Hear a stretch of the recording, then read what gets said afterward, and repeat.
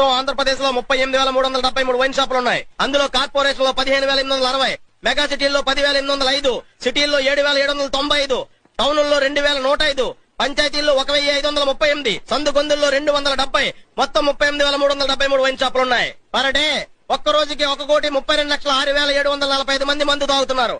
అందులో 12.5 లక్షల మంది తాగి దొల్లుతున్నారు. తాగుబోతులు రోజుకు ఒక్క క్వార్టర్ తాగినా క్వార్టర్కి 60 రూపాయలు చొప్పున 79,24,24,700 రూపాయలు మొత్తం ఆదాయం. అందులో గవర్నమెంట్ ఒక్క రోజుకి ట్యాక్స్ పేరుతో మేము కట్టే సరాసరి ఆదాయం ఎంతో తెలుసా మీకు?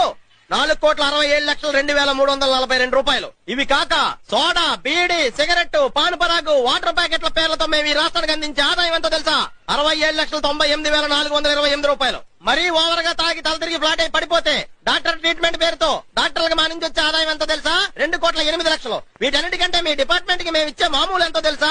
89,16,964 రూపాయలు. మేము ఈ దేశ ఆదాయం పెంచడం కోసం తాగి తాగి మా జీవితాలు నాశనం చేసుకుంటా ఉంటే ఈ త్యాగమూర్తుల మీద జాలి, దయా, ప్రేమ లేకుండా మీరు మాకు ఇచ్చే బిరుదులేంటో తెలుసా? తాగుబోతూ, తిరుగుబోతూ.